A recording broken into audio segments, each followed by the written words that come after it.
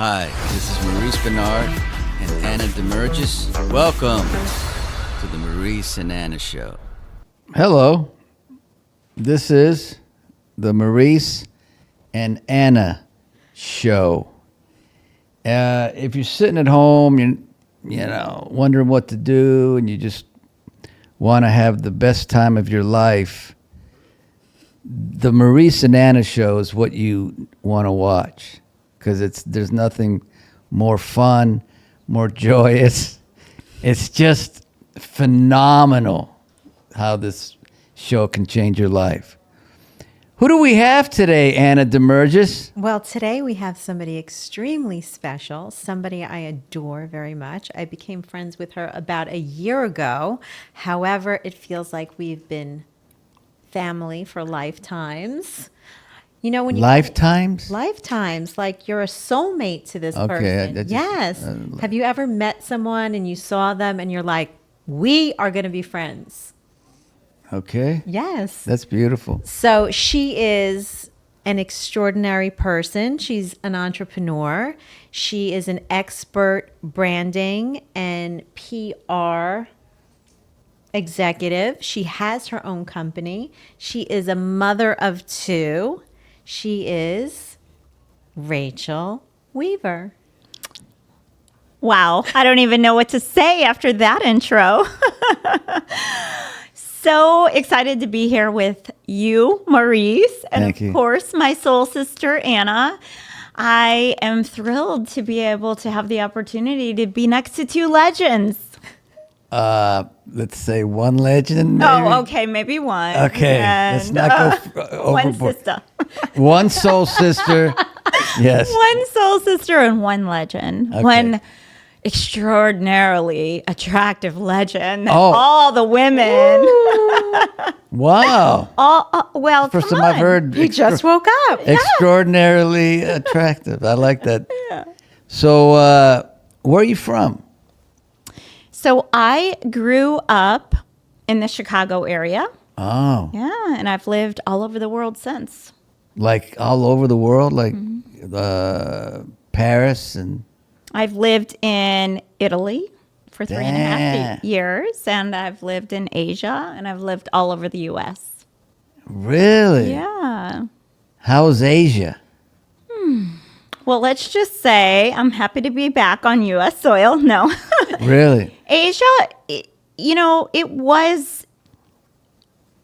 I'm the type of person that I find the good everywhere I go. So when I move places, it's not easy, right? It's not easy always moving around because I have literally moved every 3 years since I left home at 18. And so, Damn. yeah, I know it's crazy. Every 3 years you moved? Sometimes it was shorter than 3 years, but for the most part, 3.5 years. I lived in Italy for 3.5 years. And I think that might be the longest place I've lived for 3.5 years since I left at 18. I mean, I'm only 27. No. But Rachel, what made you move so much? What made you go to different places and stuff? So between my career and my kid's dad's career, we moved a lot. Now, with his career, I was able to up and move with him because I owned my company and we were global. So I was part of a company that distributed products to salon spas and med spas. So I was able to move with him, and still I was constantly traveling anyways. So it worked out. Wow. So you went to, what did you say, Italy? Italy, yes. Asia, and then you came back, and then you moved to LA. Is that? So I feel like I live in LA, in Studio City, in It's the not spare LA? bedroom of Anna Damergis. But where do you live then? I currently live in Pittsburgh, and I travel back and forth. Pittsburgh. Yes. And how's Pittsburgh? You know, when I first found out I needed to move to Pittsburgh, I was like, Pittsburgh. Yeah, why Pittsburgh? Because I wanted my kids to be near their dad. Oh, well, that's good. Yeah. And so I left, or so I moved to Pittsburgh, and I was a little nervous, but actually, if y'all haven't been there, you need to go. The friendliest people on the planet I have met Really? in Pittsburgh. Everyone is so friendly. You can be standing But in you're line. so friendly. Well, this is true. You know what's funny? The only time I can remember going to Pittsburgh, that's the first time that I had to get off a plane because of panic attacks. And we were flying to Pittsburgh. And it's amazing you say that because I get to Pittsburgh and I'm all messed up. And then I did this appearance with people in a room. And I told them the story of, the plane, and the people were nice. Yeah. Because they were like trying to give me Xanax. Right? Yeah. Oh, yeah. And I thought, this is real nice, but I don't know if I should be taking somebody else's, Xanax. Right. Wow. But when you were young, you got how many brothers and sisters? I have one brother. One brother. One brother. Same with me. I got one brother. Older Yeah. or younger? He is younger. So he is about 4.5 years younger. And he still lives in the same hometown that we grew up in. Does he? Yes, just down the street from my parents. Were you guys close? We were. He was quite a bit younger than me, but we still were close. And then I was kind of the black sheep because I moved away and never. I mean, I always go home. I'm very close to my family, but it was just very foreign for them. My parents live in the same area where they grew up, and so So now my brother and his family, he has 2 kids. They all live in the same small little town that I grew up in. Chicago. Were you into Oprah? Well, I mean, I'm from Chicago, Yeah. so everyone from Chicago is into Oprah. That's when I went The to. world is into Oprah. I mean, Yeah, when I did Oprah, I went to Chicago. That was maybe, I don't know if I've been there more times than not, but I remember it was windy a bit, cold. and yeah. Chicago. But you into sports or anything? Well, I grew up cheering for the Bears. Of course. Of course. But they haven't been good. They've been terrible. The Bulls haven't been much better. No, no. I was a big Bulls fan. But at least with the Bulls, you had a run, Yes, we did. and it was a run. Oh, it's amazing. Amazing. And then Chicago, I don't know if Chicago's ever won a Super Bowl. I think the Bears Maybe did early? a long time ago. Yeah. And how about Chicago? How about baseball? Chicago Cubs? Is that who it is? So Cubs and Sox are both in Chicago. White yeah. Sox and the Cubs. So my family was always a Cubs fan. They were always Cubs fans. And I had friends who were White Sox fans. And so I would go back and forth, and whoever I was with at the time, I would cheer on. So let's talk about, I feel like this is a state of mind interview. Let's talk about your career. When did that start, like from traveling? Did your career start in Italy, Asia, or later, or where did your career start? How did you get the idea to become what you've become?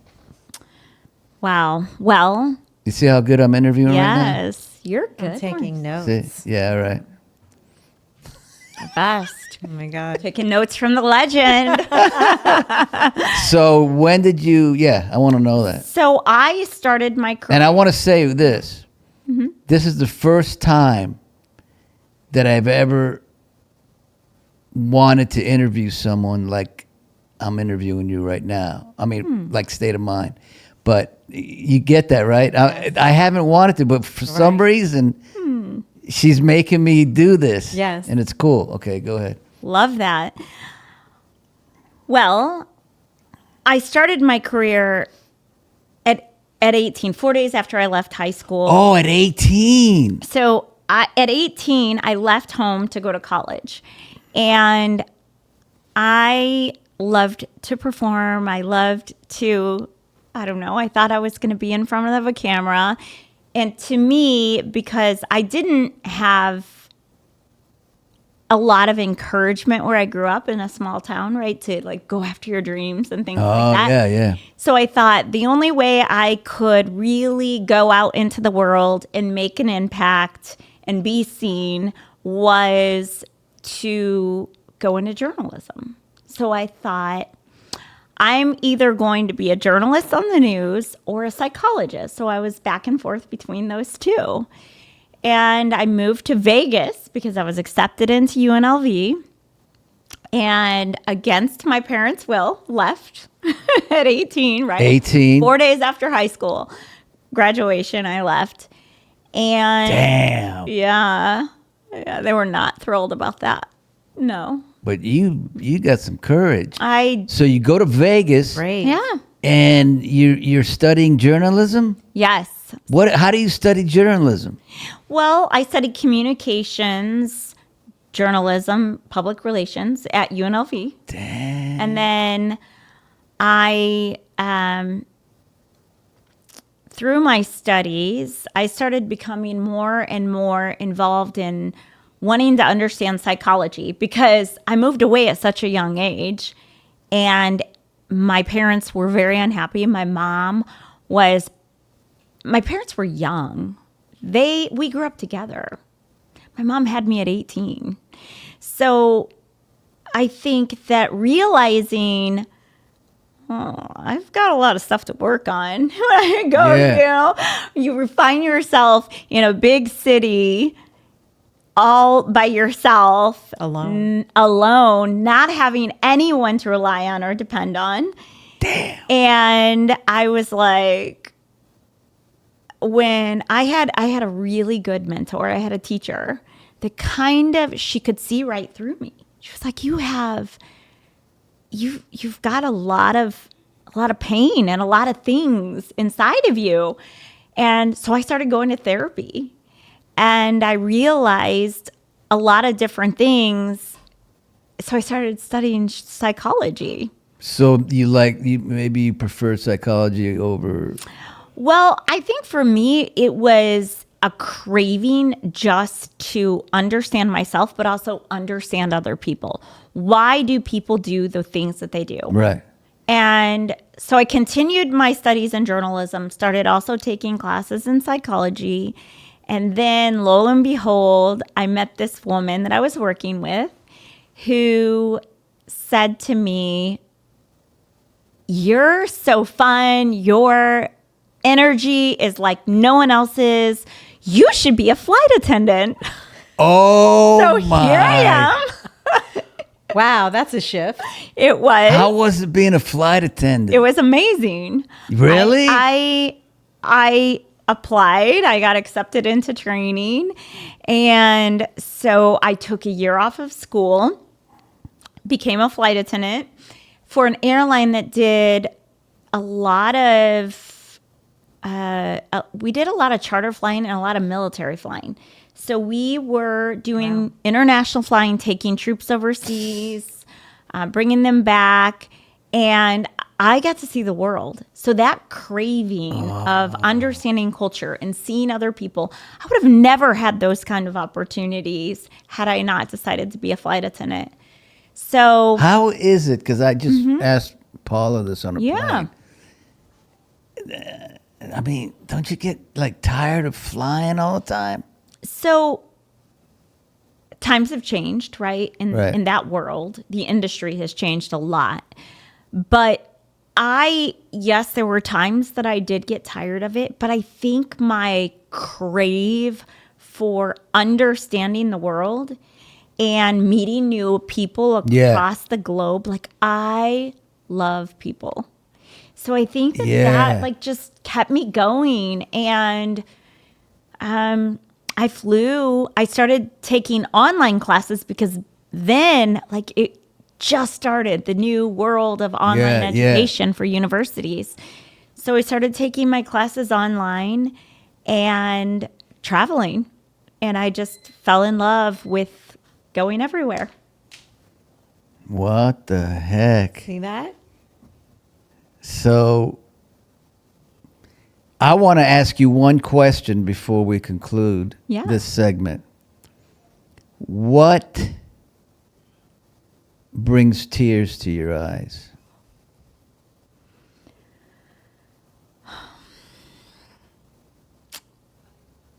Something in me was telling me to ask you that. I'm not joking.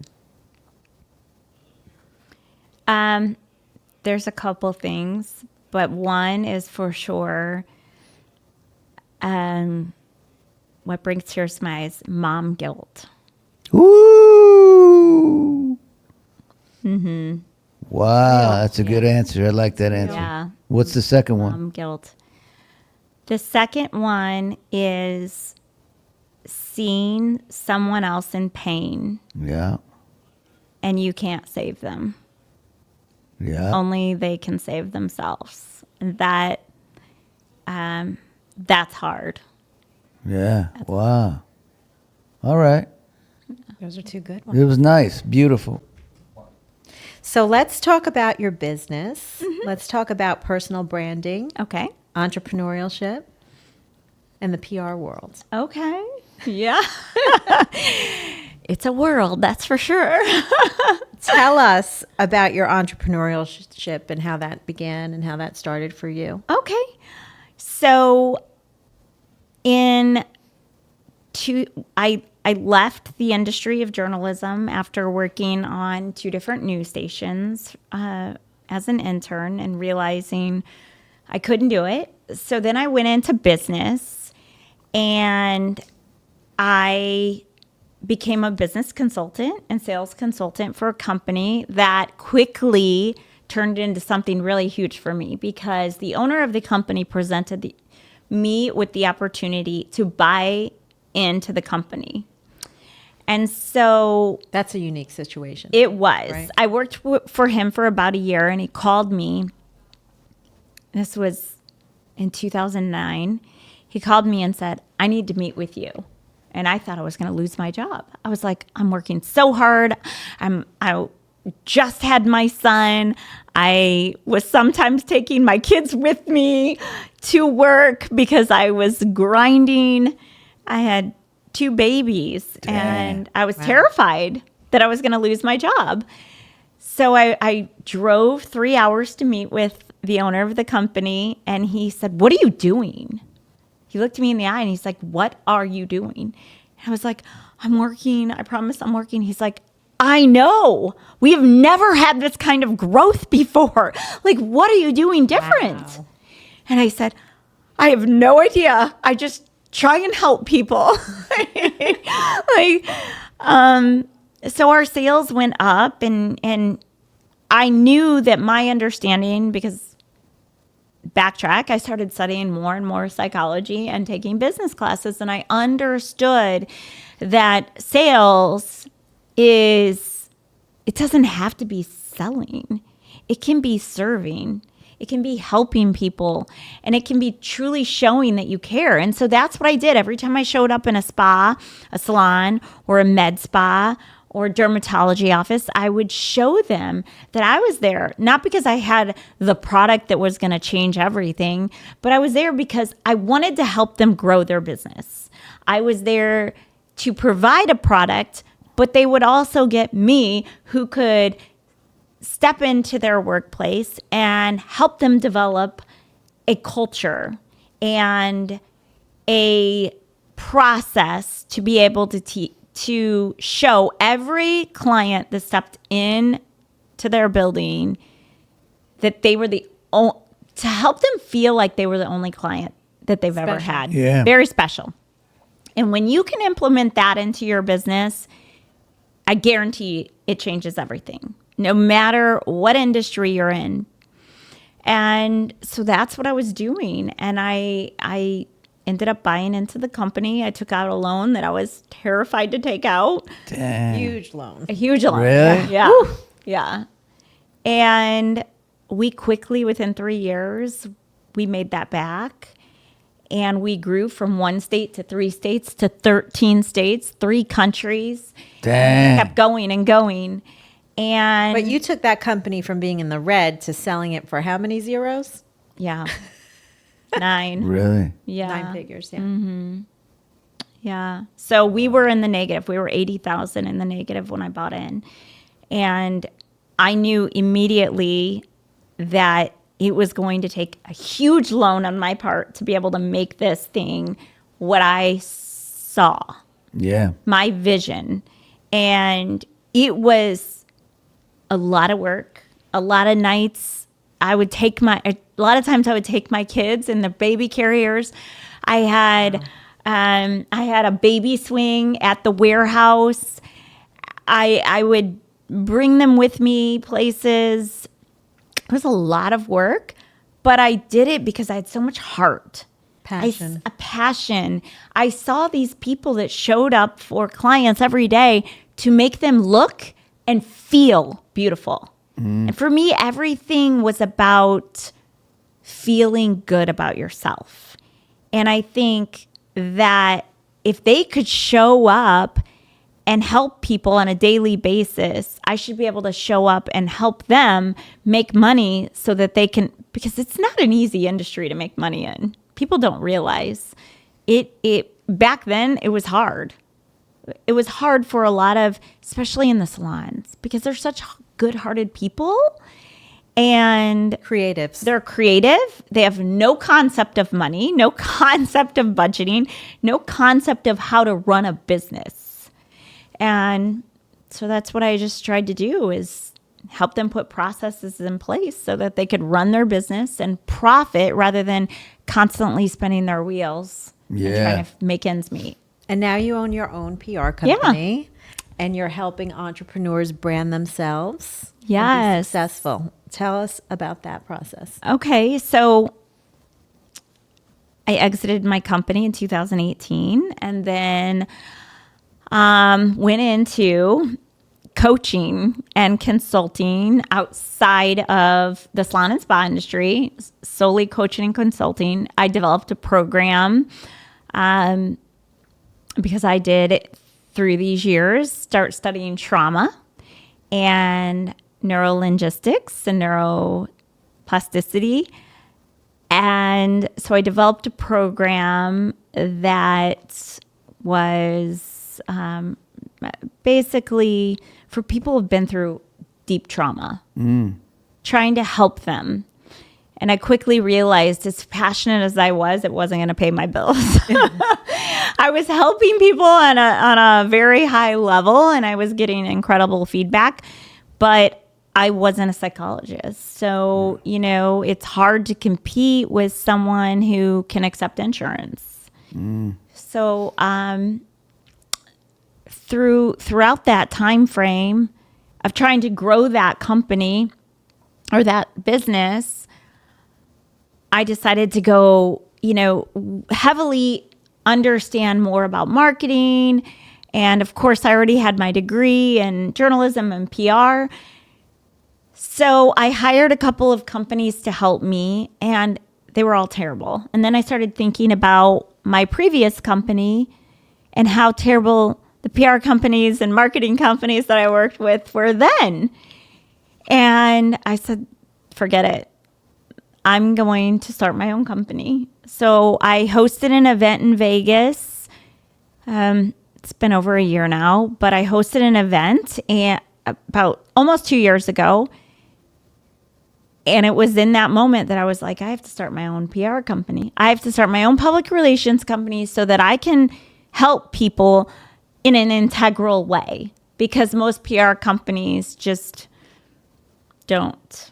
They're kind of a little bit not telling the truth. Is that what? I think that, and I think that it is not easy. So I don't want to speak ill of a company that's really trying to make it work. But a lot of PR companies, what I realized, a lot of people, they don't even understand. So there was an agency that I decided to work with to help promote my event. And they didn't understand the difference between editorial press and advertorial press. And there's a big difference, especially when you talk about big publications that are not supposed to accept money for an article. But at the end of the day, it's all pay to play, all of it. So Rachel is probably one of the most honest women I've ever met, especially in business. And Rachel does everything with her heart first. So know that if you do hire her and you use her company, you will get the best of her. And there will never be a dollar wasted because she puts her best foot forward in every situation because she wants the client to succeed. Aw, thank you, Anna. That is true. I give a lot in my business, and I love being able to highlight people and shine the light on them, purpose-driven people. So I do have the opportunity to work with companies and CEOs, entrepreneurs, and people in entertainment. But what I've found is that throughout the last 2 years, I've kind of weeded out the people that are in it just to be famous, to have the highlight reel with no purpose, right? It's all vanity. And so luckily for me, I'm now attracting really good, even celebrity type individuals that have a purpose. They're in it because they want to make a positive impact. Sure, they want to be an actor, but I think you can also do other things besides just that. You're showing up for a purpose and they have a story. And those are the kind of people that I just love seeing them shine their light because, the world depends on people like that. The world, like what you have done with State of Mind is so extraordinary. Yeah. I envy that so much. I think that I admire that so much. You're using your celebrity voice to make a positive impact on the world. People need those kind of stories. It means more to me than anything else that I'm doing. Even though there's not a lot of money. Right. But sometimes the story is more important than the finance. Yeah. I know you like what I said that. I love that. But tell us, how important is personal branding and press to an entrepreneur? It's critical. And I can give you several examples as to why. And I'm going to give my story as an example because I don't like to share other people's failures, but I have no problem sharing my own. So, I grew a business to be quite successful, and it's still there to this day. I'm super proud of them. Modern Salon Services, love you guys. But when we would get press and win awards, because we won a lot of awards. We hosted events all over the globe. We grew very, very quickly. One of our brands, we worked with high-end exclusive brands that were committed to staying in the salon or in the spa, so that only professionals could have access to the product. And throughout that process, we did achieve a lot, but I never wanted to attach my name to it. Even though I knew better, I was like, no, this is about the company. It's not about me. It's about the company. It's about the people and the salons and spas. So we grew that name. So everyone in the industry knows who I am. So all the press and PR is attached to the company and not me. The reason they knew me is because I was the one speaking a lot in different events or hosting events. And I never took the time to really build out who Rachel is. So when I left and I decided to build other businesses, I had to start over from scratch. Like I was a brand new entrepreneur. No one knew me.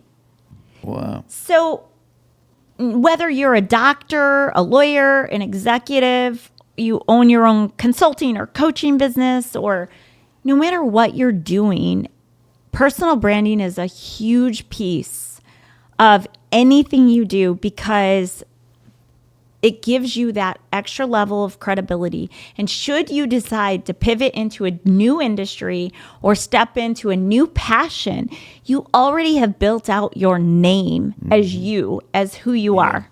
I agree with that 100%. Pretty amazing, right? Yeah, that's true. So Rachel nominated you. Did you know that? I don't know. Did I? Well, you have been nominated for Cheer Choice Awards as someone. Cheer Choice Awards is a nonprofit, and they're having a huge event in April.